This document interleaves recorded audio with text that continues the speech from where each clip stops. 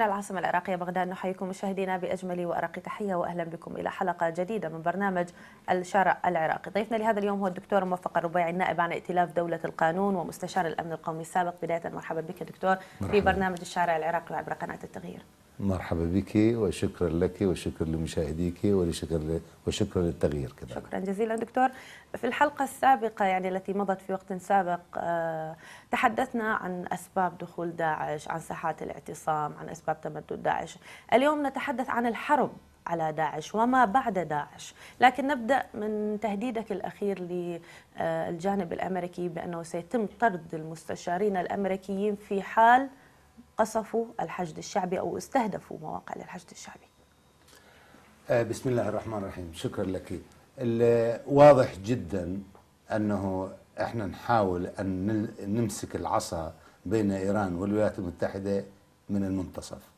احنا عندنا تحالف استراتيجي مع الولايات المتحدة من خلال اتفاقية الإطار الاستراتيجي اللي وقعناه في نهاية 2008. ومع الأسف الولايات المتحدة ما التزمت فيها. وعندنا تحالف حيوي مع الجمهورية الإسلامية في إيران. الجمهورية الإسلامية في إيران هبت لدعمنا وإنقاذ بغداد وإنقاذ العراق وإنقاذ العملية السياسية في اليوم الثاني لتهديد بغداد من قبل الحشد الشعبي من قبل داعش، يعني تنظيم داعش الإرهابي في نكسة حزيران من العام الماضي. هذه العلاقة جدا التوازن فيها جدا دقيق. ونحاول أنه الولايات المتحدة لا من خلال النيران الصديقة ولا من خلال الأخطاء غير المبررة ولا من خلال التقصد ضرب الحشد الشعبي، لأنه الولايات المتحدة عندها خردة حساب مع بعض قيادات الحشد الشعبي اللي هم يعني قاتلوا القوات الاحتلال أثناء تقصد قيادات عراقية، يعني قيادات عراقية وحتى قيادات إيرانية، لأنه القيادات الإيرانية الآن هي التي تدرب الحشد الشعبي. الآن القيادات الإيرانية يعني تخطط وتساعد الحشد الشعبي في التخطيط وتساعد حتى القوات الأمنية العراقية. صحيح. فلذلك ما نريد أنه يصير مع يعني حرب بين العراق أو بين أمريكا وإيران، بين أمريكا وإيران على الأرض العراقية وتصفية حساباتهم السياسية.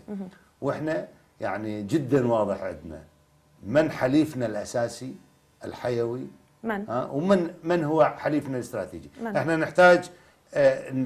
نحتاج الجمهورية الإسلامية لأنه هبت إلى مساعدتنا ونحتاجها في الملمات، ولكن كذلك نحتاج الولايات المتحدة في الدعم العسكري، في الدعم الأمني، في إعطائنا منظومة الشبكة الاستطلاع والاستخبارات والتنصت والتلصص كذلك. كل هذا نحتاج من الولايات المتحدة، ونحتاج الأسلحة المتطورة من الولايات المتحدة. صحيح. نحتاج التكنولوجيا والأنظمة. تحدثت في بداية حديثك دكتور عن أن الولايات المتحدة يعني كان هنالك اتفاق في 2008 لكنها لم تلتزم به. يعني بداية سبب عدم الالتزام، هل هو فعليا كان القرار بتغيير الحكومة وبعدها تشارك الولايات المتحدة في القتال أم هنالك أسباب أخرى؟ عدة أسباب سيدتي. السبب الأول هو تغيير الإدارة الأمريكية من الجمهوريين إلى الديمقراطيين. السبب الثاني بعض الذين كانوا في بغداد على دفة يعني في الحكم ما كانوا يرتاحون إلى العمل مع الولايات المتحدة ولا يثقون بالعمل، فلذلك كان يريدون يخرجوهم بأي ثمن وما يوفون بأي التزامات اتجاه العراق باتفاقية الإطار الاستراتيجي. الشيء الآخر الوضع الدولي تغير، التصعيد الطائفي، الشحن الطائفي، الاحتقان هذا المذهبي في المنطقة، كل هذا التآمر الإقليمي علينا، كل هذا كذلك التآمر الإقليمي. نعم. تقصد أي دول إقليمية اليوم تتآمر؟ يعني عندما كان يأتي سلاح وأموال ورجال وإعلام وسياسة من بعض دول مجلس التعاون الخليجي، هذا احنا مو عميان ما نشوفه، بس بعض الأحيان نسكت، بعض الأحيان نراعي، بعض الأحيان نصبر، بعض الأحيان نعمل الدبلوماسية من خلف الكواليس، الدبلوماسية خارج هذا ما دعاك لتسمية الدوحة بإمارة الإرهاب؟ كما أسميتها في وقت سابق؟ أنا لم أسمي الدوحة إمارة الإرهاب. عن لسانك وجدت الكثير يعني من المواقع اليوم تناولت عن لسانك أنك سميت الدوحة بأنها إمارة الإرهاب. الحقيقة هذا يعني فبركة إعلامية، ولم أقل أتهم قطر أو الدوحة إمارة الإرهاب، إنما أنا كنت أتحدث عن إمارة الإرهاب اللي تسمي نفسها تنظيم الدولة الإسلامية في العراق والشام اللي هي داعش. هذه هي إمارة الإرهاب. ولكن لا يخفى على أي مطلع أنه هناك رجال أعمال في دول مجلس التعاون يدعمون داعش، كانوا ولا زالوا. هناك حتى بعض في المؤسسات يعني غير الحكومية تدعم، يعني في دول مجلس التعاون تدعم بعلم حكومي. يمكن في بعض المسؤولين الحكوميين، يعني ليس سياسة رسمية، ولكن بعض المسؤولين الحكوميين الذين يتعاطفون مع الإرهاب التكفيري يغضون الطرف عن هذا الدعم الإعلامي والسياسي والمالي بالرجال واللوجستي. هذا دعم موجود من رجال الأعمال، من منظمات المجتمع المدني في هذه الدول، من بعض حتى المسؤولين، يعني ما الهدف؟ ولكن مو سياسة حكومية. ما الهدف يعني تخريب الساحة. الآن ما هو الهدف مثلا من القصف الجوي السعودي إلى اليمن؟ رأينا القصف الدولي، التحالف الدولي قبل 4 سنوات رأيناه في سوريا، كيف قصف يعني القوات الحكومية السورية، وكيف أنه مكن القاعدة والنصرة وداعش، مكنها وخرب الساحة السورية. الآن اللي يصير باليمن نفس الشيء، راح يمكن القاعدة. يعني القصف الجوي للتحالف الجديد أو يعني للسعودية راح يمكن القاعدة على الأرض، لأن من يمسك الأرض؟ ما راح تكون روح قوات سعودية أو قوات خليجية تذهب وتحتل اليمن. صحيح. وحدت اليمن الآن هذه الضربات الجوية، وحدت اليمن الآن، التف حول الحوثيين والجماعة عبد الله صالح والجماعة المؤتمر والزيود والأحناف والشوافع، كلهم التفوا حول الجيش العربي اليمني في صد الهجوم. فلذلك أنا أقول نعم. هذا تخريب الساحات. أريد أن أتحدث عن موقف العراق تجاه اليمن، وأريد أن أتحدث عن تسمية الحوثيين بأنهم ميليشيات وخطرهم وتمدد الإيراني الذي يرفضه اليوم المجتمع العربي. لكن اسمح لي نعود إلى الساحة العراقية، نبقى فيما يخص الحشد الشعبي. في ظل تصريحات كثيرة يعني من رئيس لجنة الأمن والدفاع النيابية، قيادات كبيرة في الحشد الشعبي اليوم موجودة في الميدان وتقاتل، ثبت لها بالدليل القاطع حسب ما يتحدثون فيه أن اليوم الولايات المتحدة كانت تدعم تنظيم الدولة داعش في بعض المناطق، في تل عفر، في صلاح الدين، في مناطق أخرى يعني لا تخطر على البال حاليا. في ظل هذه الاتهامات من سياسيين وقادة ميدانيين للولايات المتحدة، اليوم نجد الولايات المتحدة ترفض هذه الاتهامات وتشارك بشكل كبير وبطيران مكثف اليوم لقتال داعش. هل تتوقعون خلق أزمة اليوم أو فجوة ما بين السياسيين والولايات المتحدة بعد هذه التصريحات؟ لا أعتقد أنه سوف تحدث هذه الأزمة. كل الاتهامات التي وردت في تورط الولايات المتحدة في دعم داعش الإرهابية، نعتقد أنه يعني الحكومة العراقية حققت في هذه الأمور بالتفصيل ومن القيادات الميدانية، وكذلك في مجلس النواب حققنا في هذه الأمور، لم نجد دليل قاطع على هذا. فلذلك أقول أنه هذه قسم كبير منها هو لتصفية حسابات سياسية. حسابات سياسية مع من؟ قسم كبير منها هي فيها دوافع سياسية. يعني إذا مثلا فصيل من الفصائل عنده خردة حساب ويا الولايات المتحدة سابقة، فيريد الآن يصف فيها خردة الحساب. نعتقد أنه أهم قضية هي الآن القضية الوطنية، الدفاع عن العراق. الآن هناك منازلة كبرى بين العراق ومن يدعمه، سواء أنه إيران، الولايات المتحدة، القوى الوطنية في داخل العراق، القوى الإقليمية، أي واحد يدعم العراق هاي المعركة خندق، والخندق المقابل هو داعش ومن يدعمه نعم. من الدول الإقليمية والوضع الدولي وكل كل الإرهاب العالمي والدولي اللي يدعم داعش. هاي المنازلة الكبرى بعد خلي لن نحاول أنه ندخل فيها حسابات سياسية وقضايانا الشخصية أو الحزبية أو الطائفية. علينا أن إما نقف مع العراق أو مع داعش. نقف مع العراق أمنيا، سياسيا، إعلاميا، اقتصاديا. ثقافيا، اقتصاديا، أو نقف مع داعش. فأنت أما معنا أو ضدنا. ولذلك أقول دائما غير مسموح الآن الوقوف على التل، غير مسموح الوسطية. طيب إذا ماذا يعني غير اليوم؟ مسموح أنه واحد يقول أنه أنا أدعم الحشد الشعبي وأدعم القوات المسلحة العراقية، ولكن ما نقبل الولكن إطلاقا الآن، إما معنا أو ضدنا.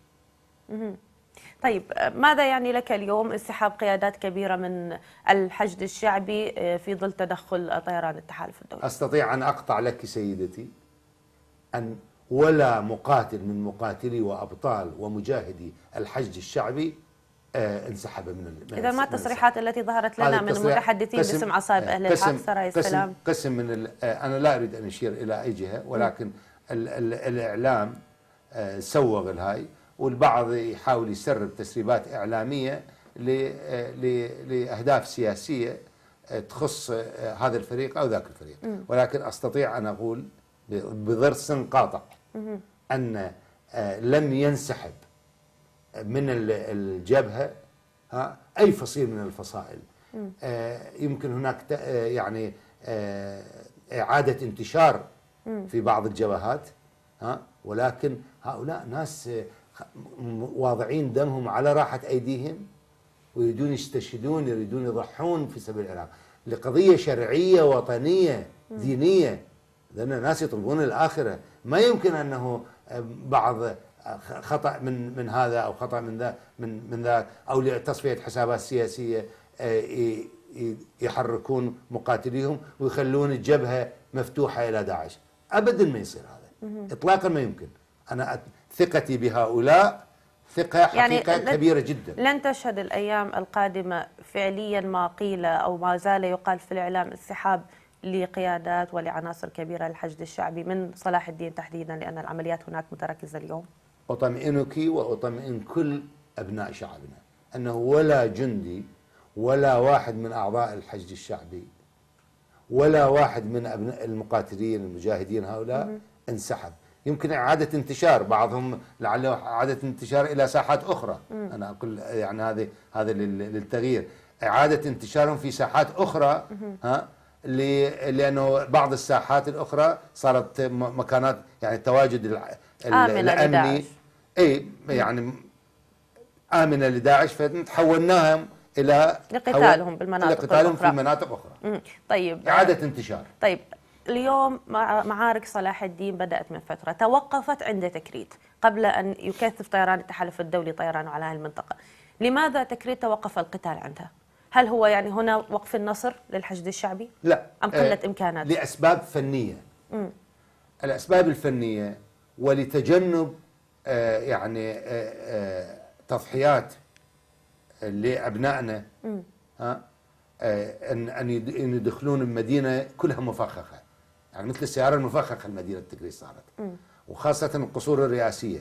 القصور الرئاسية الحائط مثلا سمكة هم متحصنين به، مثلا سمك الحائط مثلا مترين، السقف مالته كله به ملاجئ نووية. فلذلك هذا يراد له قصف، يعني القصف من قوات التحالف الأمريكية اللي تهد هاي وتحدث العصف يعني الجوي او العصف الهواء وش اسمه لقتل هؤلاء من اجل تقليل الاضرار. نعم. والتضحيات القديمه، وكذلك تجنب الاضرار الجانبيه للمدنيين الموجودين. تقصد عن الالغام التي زرعت يعني في صلاح الدين؟ لا، اكثر من هذا.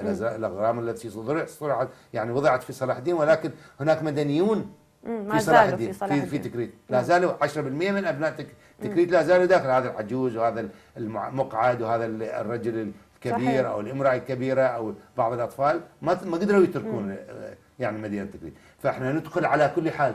اطمئني باستطاعتنا ان يعني نهدم المدينة على رؤوسهم، ها، ونمسحها وبالدبابات نمشي عليهم. ولكن هذا مو شأننا ولا ديدنا ولا شأن حكومة مسؤولة عن شعبها. نريد احنا نحافظ عن شعبنا، هم بالمقاتلين نعطي اعداد اقل من الخسائر، وهم من ابنائنا اللي هم ابناء يعني المدنيين اللي في داخل تكريت ما نريد نضحي بهم. طيب دكتور موفق، في لقاء السابق مع حضرتك تحدثت عن أن هذه المناطق لا يمكن تحريرها إلا بأبنائها. نعم. اليوم كيف وجدت يعني تطوع أبناء صلاح الدين، أبناء الأنبار لتحرير مناطقهم؟ نترك الموصل بعد قليل نتحدث فيها.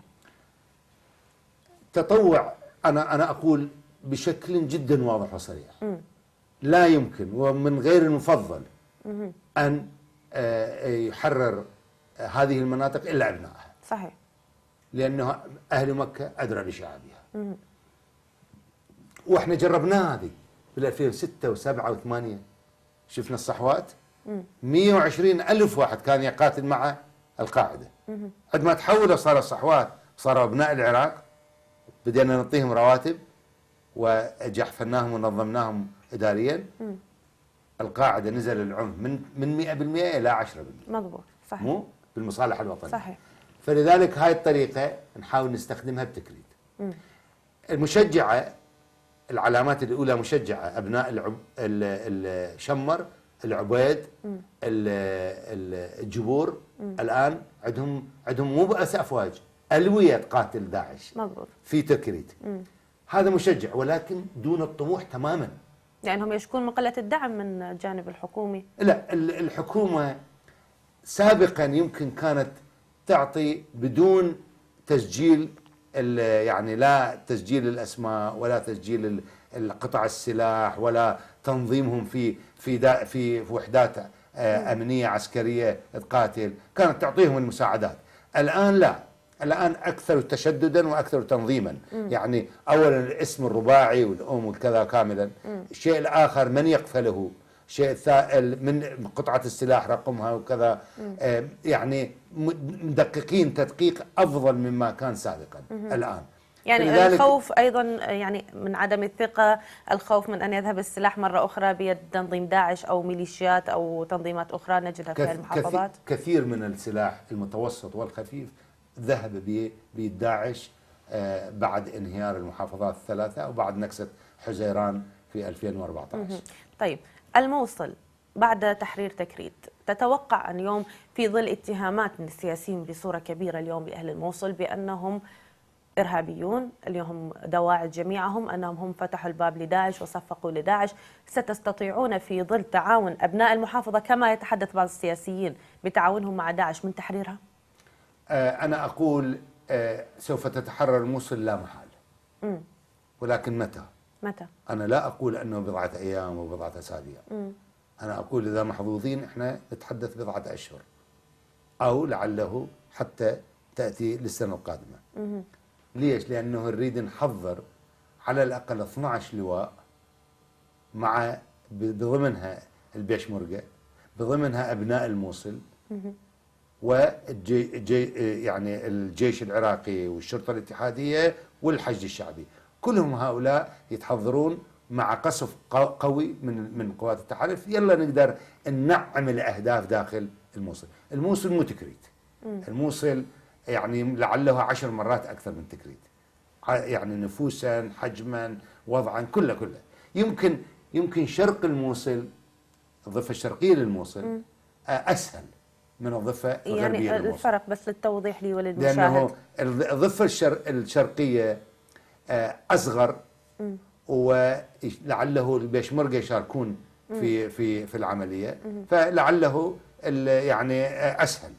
خياران هناك أمام أبناء الموصل.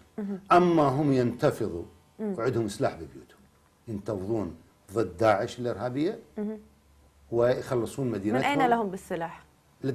هناك سلاح كثير جدا منتشر لعله في كل بيت هناك قطعة سلاح في الموصل.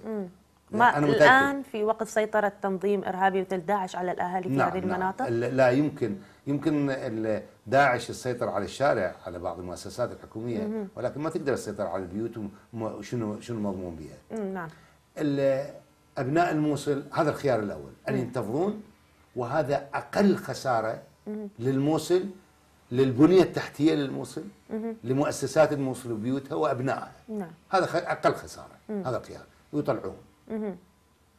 الخيار الثاني أنه لا ينتظرون. لكن قبل أن نخوض الخيار الثاني، يعني الخيار الأول فيه مجازر كبيرة، ستكون تضحيات كبيرة من أهالي الموصل. نعم، ولكن الشيء مع هذا هو أن أبناء الموصل يتدربون خارج الموصل، يخرجون شبابهم خارج الموصل يتدربون في مناطق راح تأسسها الحكومة، ويشكلون ألوية لهم، وبعد ذلك يدخلون للموصل يحرروها. وماذا عن التدريبات التي يعني اليوم يتلقونها من تنظيم داعش كما شاهدنا يعني على موقع التنظيم يعني في الوقت السابق حتى من الأطفال؟ سيدتي، داعش الآن لعله أقوى وأكثر عددا وعدة 10 مرات أكثر من داعش حزيران 2014 بنكسة حزيران العام الماضي. فلذلك علينا أن نعد العدة يعني ونحاول نقلل من الخسائر. لا يمكن تقليل من الخسائر إلا بأبناء الموصل. أما أبناء الموصل يخرجون خارج الموصل يدربون، نعم، أو أنه داخل الموصل ينتظرون عليهم. هذا ما دعا له يعني نائب رئيس الجمهورية السيد أسامة النجيفي، وأيضا الحكومة المحلية هناك طلبوا أن الذين يحررون الموصل هم أبناء الموصل، فلهذا فتحوا معسكر يعني للتدريب، لكنه نجد منهم رفض لدخول الحشد الشعبي. لا، شوفي، القرار ليس قرار عد فلان أو فلان لتحرير الموصل. القرار قرار تحرير الموصل، ومن يشترك بتحرير الموصل هو قرار القائد العام للقوات المسلحة. هذا اللي هو راح يشترك به الجيش، الشرطة الاتحادية، أبناء الموصل، ثوار العشائر، والحشد الشعبي. أبدا من حرر المناطق، من قلب الطاولة على داعش الإرهابية؟ من؟ الحشد الشعبي وأبناء العشائر. الشعبي وأبناء العشائر هم الذين قبل، يعني في جرف النصر، في آمرلي، في بيجي، في مصفى بيجي، في كل محافظة ديالى، في الدور، في العلم، مو صحيح، في الأنبار. صحيح. فلذلك الحشد الشعبي قوة قاهرة، قوة رائدة، قوة خلصت العراق من الانهيار. العملية السياسية كلها كادت تنهار لولا الحشد الشعبي. واللي يعني ما كنا انا وحضرتك الان جالسين هنا لو ما الحشد الشعبي. مضبوط، كان دخلوا بغداد. كان دخلوا بغداد سيدتي، احسنتي. وكنا نتحدث حكومة المنفى، من المنفى. مضبوط. يمكن لو من الكوت نتحدث، او نتحدث من الحلة. فلذلك لا حد، انا اقول واقعا خيانة وطنية عظمى من ينتقد الحشد الشعبي.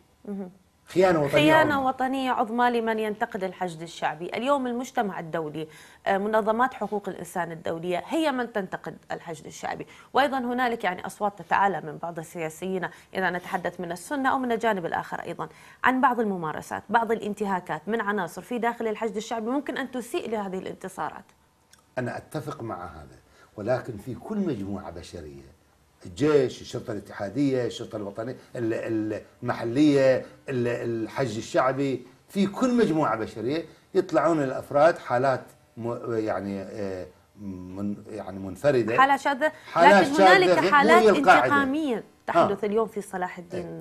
يعني دكتور، أنا لم حقيقة رأيت حالة واحدة ودرستها دراسة كبيرة جدا ومفصلة. نعم. ودعيت أنه الحكومة أن تحقق في هذه وتعاقب اللي يعني قاموا به، وهذا يصير في أي مجموعة بشرية بالمناسبة. لأن هذا إذا مثلا أبوه يعني هذا أفرضي مثلا عضو بالحشد الشعبي، أبوه قاتلته داعش، وأخته منتهكة عرضها، وبيته محروق ومتهدم، يعني ما مخلين عليه، ما مخلين به شيء. هذا عندما يلزم واحد من داعش ومقبل عليه ولازم حزام ناسف ولابس لباس الجيش العراقي، نعم. شو يسوي له هذا؟ شو يسوي؟ لكن دكتور، نحن نتحدث عن انتهاكات يعني تتحدث فيها منظمات مجتمع دولي اليوم ليس عن حرب ضد داعش، نتحدث عن حرب ضد أهالي الموصل، ضد أبناء الموصل. هنالك حالات شاذة كما أسميتها دكتور في داخل الحشد الشعبي في صلاح الدين، يعني مثلا رجل مسن بالعمر تحرقه، طفل في عمر 12 سنة 13 سنة، يعني شاهدنا مواد مصورة. هذه سيدتي، هذه حالات خروقات حقوق الإنسان غير مقبولة، نشجبها شجب كامل. احنا عانينا من خروقات حقوق الإنسان، عمرنا كنا نعم. بالسجون وبالمعتقلات وبالإعدامات. صحيح. فلذلك هذه حالات أنا أتحسس منها، يعني عندي حساسية منها. نرفضها رفضا باتا من أين جاءت، سواء أنه من أفراد في الحج الشعبي، أو من الجيش العراقي، أو من الشرطة الاتحادية. شوف الحج الشعبي شنو عنده؟ مو بس عنده قواعد اشتباك مال الحكومة العراقية اللي مطيتها للجيش العراقي، إذا لا، عنده أكثر من هذا، عنده قواعد اشتباك التطهية المرجعية، 20 قاعدة من قواعد الاشتباك. صحيح. شلون يمشي، شلون يسير، شلون يتعامل مع العدو. فلذلك عنده مضاعفة قواعد الاشتباك والالتزام بها، وهذا هو هذا اللي يعني المفروض يلتزمون به. بس طبعا لأنه هذا الحج الشعبي لم كل الناس غير منظم. الآن هم الزمناه، لأنه الآن صار جزء من الدولة العراقية الحج الشعبي، لأنه صارت موازنة له. نحكي حرس وطني تقصد؟ لا، الآن حتى باسم الحج الشعبي. أنا هيك عن الحرس الوطني. صارت بالموازنة إلى كذا مليار دولار للحج الشعبي. ليس الحرس الوطني. لا، للحج الشعبي. إذا كيف تتحدثون عن حرس وطني نواة الحشد الشعبي إذا قررتم قانون للحشد الشعبي؟ احنا نريد الحشد الشعبي كله من كل المحافظات يتقنن بقانون خاطر يحفظ حقوق الشهداء والتضحيات اللي والجرحى، كل يحفظ حقوقهم، ونقننها نسويه بقانون. نعم. لا هو جيش، هو أقل من الجيش وأكثر من الشرطة. طيب من سيمسك بالأرض بعد تحرير المحافظات؟ أبنائها. أبناء تكريت هم اللي راح يصيرون الشرطة المحلية، هم يصيرون المحافظة، هم يحرسوها حمايات للمنشآت، هم اللي يديرون الحكومة المحلية للمحافظة. يرجع مجلس المحافظة كما كان، كلها من أبناء المحافظة. المحافظة تعود كما كانت، وإعادة بناء. وأنا أطمئني أن الحكومة سوف تعطي أموال، تزرق أموال من أجل تحريك الاقتصاد المحلي، ومن أجل محاربة البطالة. وكل الأبناء، كل الشباب نريدهم، اللي قاتل من أبناء تكريت قاتل داعش الآن، أنه يعني هو يدير المدينة مالته من بعد التحرير. أكثر من هذا. لا تتخوفون من بعد التحرير أن يكرر سيناريو ما حدث في السابق من دخول تشكيلات إرهابية بوجه جديد غير داعش؟ طبعا بالتأكيد. هالمرة ناخذ الخبرة السابقة ونضع كل يعني الضوابط والأحكام اللي توقف عودة الإرهاب. أقول شيء لقناة التغيير. نعم. القتال مع الحشد الشعبي الآن من قبل أي عراقي يجب ما قبله. نعم. كل جرائمك اللي مرتكبها أنت، كل التجاوزات القانونية اللي مرتكبها قبل 2003 وبعد 2003. طيب. دكتور، إذا أنت الآن انتميت للحج الشعبي وقاتلت داعش ستبرئ نفسك من هذه ستبرئ نفسك. طيب. يجب ما قبله. في وقت يتحدث فيه البعض عن أن اليوم الحشد الشعبي لا يعطي الشرف لأبناء هذه المحافظات للقتال، بالعكس، كيف يستطيعون المشاركة؟ على العكس من ذلك، خلي أي من أبناء هذه المحافظات نتشرف بانتمائه للحج الشعبي، ويجي يشكل سرية، يشكل فوج، يشكل لواء حسب حجمه وحسب عدد الأفراد. احنا مستعدين نسلحه، مستعدين ندعمه، نعطي أرزاق، نسوي جزء من رسمي من الحج الشعبي، ما في مشكلة أصلا. بالعكس، الشرف، كل الشرف لأبناء تلك المناطق أن يحرروا مناطقهم. نعم. دكتور، اسمح لي نذهب لفاصل قصير ونعود نكمل حديثنا. نحييكم من جديد مشاهدينا الكرام، حياك من جديد دكتور موفق. يعني هنالك اليوم أيضا تصريحات من سياسيين كثر تخوف من ما بعد تحرير المدن العراقية من داعش، التخوف الآن من الحشد الشعبي. يتخوفون من أن هذه التشكيلات بعد أن تعودت على حمل السلاح والقتال أن تكون هنالك تشكيلات أخرى في داخلها.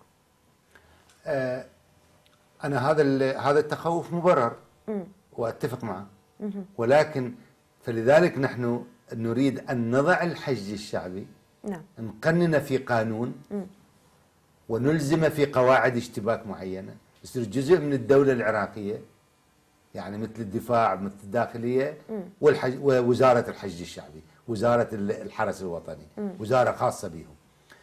وزارة خاصة منفصلة عن الدفاع أو وزارة الداخلية؟ خاصة منفصلة عن الدفاع والداخلية. في العالم كله الحرس الوطني هكذا يعني أصبح الحرس الوطني أو الحشد الشعبي بديل عن جيش عراقي؟ لا أبدا، نحن قلنا تسليحه أقل من الجيش العراقي وأفضل من الشرطة المحلية. فهو وبعدين هذا مو فقط في العراق الحرس الوطني بالمناسبة، نعم، موجود في الولايات المتحدة، موجود في السعودية، موجود حتى في إيران بشكل من الأشكال اللي هو اسمه الحرس الثوري، موجود في إيطاليا، موجود في في الدرك في تركيا، فموجود هذا. احنا مو ابتدعنا من شيء جديد. الشيء هذا فتقنينه. الشيء الثاني، نعم، الحرس يعني الحشد الشعبي راح ياخذ دور سياسي، يعني مو ابناء الحشد الشعبي مو هو كمنظومه يجي يفرض ارادته على اراده العراقيين واراده العمليه السياسيه، لا، انما ناس اللي بيه راح ينتخبون، الناس اللي دعموا الحشد الشعبي، الناس اللي وقفوا في وجه داعش، الناس اللي دافعوا عن ارضهم، وحرروها. نعم، بالتأكيد هذا سواء أنه شيعي أو سني، هذا بالحشد الشعبي. طيب، الحشد الشعبي كما تحدثوا هو نواة الحرس الوطني وأيضا أبناء العشائر. اليوم لماذا إذن التخوف من الحرس الوطني، من قانون الحرس الوطني؟ يتحدثون عن أن هذا القانون إذا مرر في مجلس النواب يعني العراق ذاهب للتقسيم، يعني العراق ذاهب للأقاليم. هناك ملاحظات على قانون الحرس الوطني. الحرس الوطني نحن معه لأنه يضمن حقوق الحشد الشعبي، ولكن القانون أو مسودة القانون المطروحة أمامنا فيها ملاحظتين حقيقة. الملاحظة الأولى أنه ينبغي أن يعني مو في كل محافظة تشكل يعني حرس وطني. إذا بعض المحافظات ما تحتاجها ليش نشكلها؟ نعم. وتشكل حسب نسبة السكان، مو تشكل مثلا في الأنبار مثلا يشكل 100,000 واحد مثلا على سبيل، وفي لا، حسب نسبة سكان الأنبار بالنسبة للعراق يشكل، يعطى حجمهم. هاي ما تشكل على أسس طائفية، تشكل على أسس محافظات. هاي نقطة واحدة. نعم. هاي نقطة مهمة جدا. الشيء الثاني وهو جدا مهم أنه منظومة القيادة والسيطرة مالتها في بغداد عند القائد العام للقوات المسلحة. شلون الآن وزير الدفاع تحت قيادة لكن القائد هنالك العام للقوات المسلحة، مطالبات أن يكون الارتباط، وزير الداخلية كذلك، نعم. وزير الحشد الشعبي أو وزير الحرس الوطني هم كذلك تحت قيادة القائد العام للقوات المسلحة. طيب لماذا لا إذن مطالبات بين رفض وقبول أن يكون ارتباط يعني الحرس الوطني بمجالس المحافظات، أقصد يعني الحكومات المحلية؟ هذا كلها طبعا دوافع سياسية. أنا مع الحرس الوطني أن يكون على أسس محافظات، وعلى حتى أسس أقاليم، لأن هذا موجود عندنا بالدستور. الدستور يقول لكل إقليم أو محافظة خارج الإقليم تشكل حرس وطني أو حرس إقليم، حرس الإقليم يسميهم، نعم، ليشكل للدفاع عن ذلك الإقليم أو تلك المحافظة. فلا يوجد ضير في ذلك ولا مخالفة دستورية. إنما الخوف من أنه بعض يعني لأن التجربة اللي في كردستان يعني تجربة مريرة الآن. يعني أنا رغبتي أن يكون حتى البيشمركة جزء من قانون الحرس الوطني. نعم. يصير قانون الحرس الوطني هو عنصر لتوحيد العراق وليس لتقسيمه. يعني نقلب الطاولة على الناس التقسيميين، الناس أو من يحاولون يعني أو من يحاولون يقسمون العراق. نعم. فإذا صار مثلا البيشمركة والحرس الوطني في البصرة وفي الأنبار كلهم جزء من الحشد الشعبي أو الحرس الوطني، هذا خير على خير. هذا هذا نور على نور. نعم.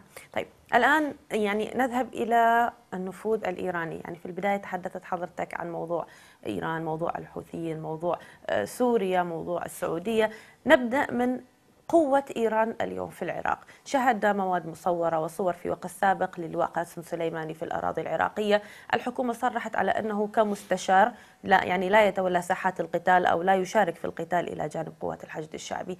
اليوم قوة إيران في العملية السياسية العراقية كميدان، كقوات إيرانية على الأرض.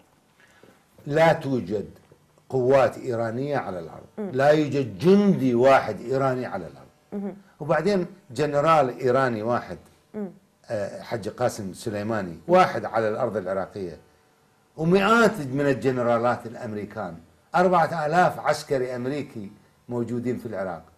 ما هو الضير؟ أنا ما متحسس من إيران، لا أتحسس من وجود قوة، يعني مدربين إيرانيين، محللين إيرانيين، يعني مستشارين إيرانيين. احنا ندعوهم، احنا الحكومة العراقية، الدولة العراقية تدعو هؤلاء لتدريب أبنائنا، لتسليحنا. من جاء خلال 48 ساعة في نكسة حزيران عندما تهددت بغداد بالعام الماضي، خلال 48 ساعة سلاح، مستشارين ومدربين. وماذا نريد؟ هاي الخدمة المجانية للعراق، هذه الخدمة لا ماكو شيء مجاني سيدتي. ما هو هذا السؤال. لا ماكو شيء مجاني، لأنه يتحدثون عن إيران لم تطلب شيء. لا يوجد شيء إذن ما المقابل؟ لا هو يعني أولا الجمهورية الإسلامية في إيران تعتبر الأمن في العراق يعني تهديد لأمنها القومي. فالوجود حكومة صديقة وأخ لإيران هذا أحد الأهداف القومية الإيرانية. نعم. فلذلك تهديد هذا الوجود في حزيران العام الماضي، هذا التهديد ما قبله، فلذلك رأسا تدخلوا. بينما أخذ الولايات المتحدة تقريبا 3 أشهر يلا وصلت الطائرات إلى جرف النصر. واضح؟ نعم. فلذلك هذا ما تحدثت فيه على الاتفاقية التي لم يلتزموا بها. اي سيدتي، فلذلك لا هذا يعني في حزيران الماضي. نحن نقول أنه العلاقة الحيوية مع إيران والعلاقة الاستراتيجية مع الولايات المتحدة لا يتعارضان، إنما في العراق أحدهما يكمل الآخر. نحتاج إيران عمق استراتيجي. إيران من مصلحتها القومية التقت مصلحتها القومية مع المصلحة الوطنية، يعني الأمن القومي العراقي، ففي هذه القضية، لأنه التهديد داعش يشمل المنطقة كلها. صح، برمتها. والإيرانيين لعله يقاتلون داعش في الإرهاب التكفيري، يقاتلون في سوريا، يقاتلون في لبنان، وكذلك الآن يقاتلون طيب. هذا بشكل من الأشكال التخوف العربي دكتور نطق، التخوف العربي اليوم، التصريحات الكثيرة من تمدد إيران، من نفوذ إيران في المنطقة، إذا كانت إيران ليس عدوة لأحد، لماذا هذا التخوف؟ أتفهم سيدتي هذه، أنا أتفهم. فلذلك أنا مع تشكيل قوة عسكرية عربية اللي دعوا لها في يعني مؤتمر القمة العربي في شرم الشيخ. نعم، القمة العربية. نعم. أنا مع تشكيل قوة عربية عسكرية تدافع عن الأمن القومي العربي، ما دام نشخص من الذي يهدد الأمن القومي العربي. إسرائيل والإرهاب التكفيري. هذان هم العدوان، عدوا الأمة العربية والإسلامية. مع نحن في العراق مع هذا تشكيل هذه القوة، بشرط أن نحدد من أين جاء الخطر، من أين يأتي الخطر الآن يأتي الخطر من الجيش العربي اليمني ونقصف الجيش العربي اليمني، أو يأتي من ماذا؟ من إسرائيل. أنا كنت هواية أفرح، كثير أفرح حقيقة، لو هذا القوة الجبارة الجوية للعربية السعودية الشارك بضرب داعش، الشارك في الصراع العربي الإسرائيلي، في تهديد الأمن القومي الإسرائيلي. هذا اللي يريد تحسن التوازن، يعني التوازن بين العرب وإسرائيل، هذا الذي أنا أرغب أن أكون. كدولة عراقية، موقفكم من اليمن وما يحدث اليوم فيها؟ عندنا واضح، يعني التدخل بالشأن الداخلي اليمني مرفوض.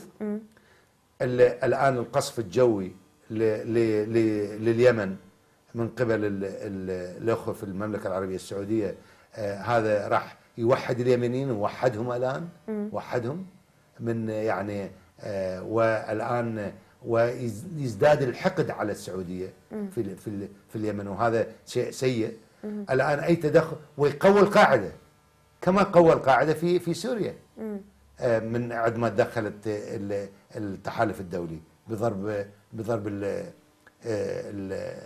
النظام السوري. فلذلك أنا أقول هذا التدخل، إحنا عندنا التدخل هذا راح يخرب كل أوراق اللعبة، يمكن أن يجر دول إلى القتال في اليمن، دول أخرى يعني غير السعودية. نعم، يصير حرب إقليمية، يعني مو حرب داخل اليمن يصير، يعني دعم جوي من قبل يعني السعودية. إنما ولا بس تقوية القاعدة، لأنه القاعدة هي على الأرض. عندما ضعف الجيش العربي اليمني ايش يصير؟ من يمسك الأهداف اللي يطلع منها الجيش اليمني؟ القاعدة تمسكها. نعم. هذا أنا أعتقده جدا خطر. فلذلك احنا نطرح مشروع من 3 نقاط. وهو النقطة الأولى توقف كل العمليات العسكرية فورا، سواء أنه من الجو أو على الأرض. على الأرض من الجيش العربي اليمني، ومن الجو نعم. من السعودية، الطيران السعودي. الشيء الثاني مصالحة وطنية حقيقية مع كل الأطراف، وعدم استثناء أي طرف في داخل اليمن تشرف عليها الجامعة العربية أو منظمة المؤتمر الإسلامي أو حتى الأمم المتحدة. نعم. مصالحة وطنية حقيقية. والشيء الثالث الانتخابات تشرف عليها الأمم المتحدة حرة ونزيهة، تشرف عليها الأمم المتحدة لخاطر تعطينا حكومة نعم. شرعية. هذا مقترح يعني إيقاف التدهور الأمني في اليمن كمصالحة وطنية تحدثت أنها جزء مهم في اليمن. نعم. اليوم العراق في مصالحة وطنية حقيقية، نبدأ من الأطراف السياسية، من الكتل السياسية إذا كان في داخل التحالف الوطني، في اتحاد القوى، ما بين السياسيين بصورة عامة اليوم. سيدتي، المصالحة بعد بين السياسيين صار جزء من الماضي. المصالحة بالمؤتمرات جزء من الماضي. المصالحة يعني بالاجتماعات والمظاهرات صار جزء من الماضي. الآن المصالحة على الأرض، على أرض المعركة ضد داعش الإرهابية. انتهت الحرب على داعش، الخلافات التي تسببت. نعم. الآن يعني اختلط الدم العراقي. دكتور، أنت في وقت سابق يعني في لقاء سابق تحدثت عن أن سبب دخول هكذا تنظيم وتمدده هو أيضا خلافاتنا السياسية فيما بيننا. في حال طرد داعش والخلافات ما زالت قائمة، نجدهم إعلاميا متصالحين، لكن ما بعد الإعلام هم مختلفين في كل شيء. هذا سيولد لنا أزمة جديدة. راح يخلق لنا داعش رقم 2، يخلق لنا داعش شكل آخر إذا ما تصير مصالحة حقيقية وتنبني جسور الثقة بين كل أطراف العملية السياسية وبين كل مكونات الشعب العراقي. فلذلك أنا أقول ما حدث في نكسة حزيران من العام الماضي من دخول داعش الإرهابية إلى 3 محافظات أو 4، الخير فيما وقع، لأنه وحد الدم العراقي. يعني قبل سنة سيدتي، قبل أكثر من سنة، لو تجين تسأليني أو أقول لك أنه يعني ماكو فرق بين يعني احنا عندنا وحدة وطنية واحنا عندنا مصالحة وطنية، وابن البصرة راح يدافع في تكريت مع الجبور او العبيد او شمال عن ارضه، صح. تقول لي يا دكتور هذا احلام عصافير، هذا يعني احلام غير موجوده هذه. وين انت تحكي الان؟ الكلام على الارض، يعني بندقيه مع بندقيه، دم مع دم. هذه هي المصالحه الحقيقيه، من هناك تبدا المصالحه. فلذلك انا اقول دعم الحشد الشعبي يجب ما قبل. كنتم تنظرون على أن اليوم الشعب يعني مختلف فيما بين خلافات السياسيين فيما بينهم أدت إلى الخلافات على لا، هي بخلافات بين السياسيين صارت خلافات بين أبناء شعبنا. ليش مثلا الناس الطائفيين من الجهتين يحصلون أرقام خيالية فلكية بالانتخابات، والناس اللي مثلنا وطنيين مدنيين وسطيين لا يحظون بأرقام كبيرة. يعني ارقام متواضعه. ليش؟ لانه الحشد يعني الاستقطاب الطائفي والشحن الطائفي، وهذول يتبنونه الطائفيين، وهذا هو اللي ادى الى هذا. هو هذا الشحن الطائفي اللي وصل هذا الاحتقان الطائفي اللي بالبلد اللي استفادوا منه فلان وفلان من الجهتين في الانتخابات، هو اللي وصلنا الى، هو اللي سمح الداعش وعلى شكل داعش من دخول العراق. احسنت، وعلى شكل طيب. داعش. بعد مرور اكثر من 6 اشهر او 7 اشهر لحكومه الدكتور حيدر العبادي، كيف وجدتم انجازاته في هذه المرحله؟ ادارته للدوله، ادارته لدوله يعني اقتصاديا اليوم هي شبه فقيره، جيش عراقي منكسر، اقتصاد ضعيف، علاقات يعني صعبه جدا مع الدول الجوار في ظل المرحله التي مضت. الانجازات السياسيه تحققت، كثير من الانجازات السياسيه. الان المناخ بالبلد مناخ ايجابي سياسيا. نعم. يعني بين العرب والكرد، بين المركز والاقليم، بين الشيعه والسنه، في داخل مجلس النواب، بين الكتل السياسيه، في داخل مجلس الوزراء، بين المجلس الوزراء ومجلس النواب كذلك. يعني المناخ السياسي مناخ ايجابي، وهذا انجاز كبير جدا للحكومه حقيقه. الانتصارات العسكريه الامنيه اللي صارت خلال ال6 اشهر الماضيه، ولكن الانتصارات هاي تعبويه، انتصارات تكتيكيه، مو انتصارات استراتيجيه. ولكن ارجاع التكريت ان شاء الله يصير هذا انتصار سوقي استراتيجي مهم بعد تحريرها بالكامل. بعد تحريرها بالكامل. احسنت. اللي ما صارت الحقيقه لحد الان، وطبعا هذا ما يسجل للحكومه، يعني الانتصار يعني يعني الانجازات السياسيه تسجل الحكومه، بس لكن الميدان لا تسجل. احسنت. الميدان، القضايا الميدانيه ما تسجل، هي تسجل القوات المسلحه العراقيه وللحشد الشعبي. الحكومه عليها الان ان تركز على ملفين، وهو رئيس الحكومه بالخصوص، وهن الملف الاقتصادي، كون تحرك الاقتصاد بالعراق. هناك قوانين وهناك أنظمة وهناك تعليمات كارثية كارثية.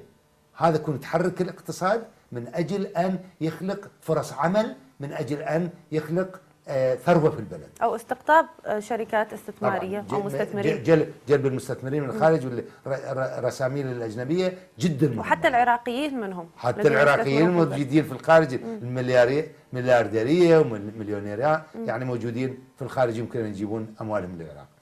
فالقضية الاقتصادية. والقضية الثانية يا سيدتي الفساد. هاي الحكومة جاءت على أساس أنه تحارب الفساد. شنو سوت؟ أهملت ملف الفساد. شنو سوت من الفساد؟ قد يقول لي الأخ رئيس الوزراء شنو سوى للفساد؟ طلع فد 20 ضابط، وهنا 20 ضابط والداخلية والدفاع والفضائيين. هذه الأرقام اللي انذكرت الحقيقة ما لها واقع أبدا، ما لها واقع. فلذلك طلعت غير حقيقية يعني بالآخر بالنهاية. طبعا هاي الأرقام التي ذكرت غير واقعية.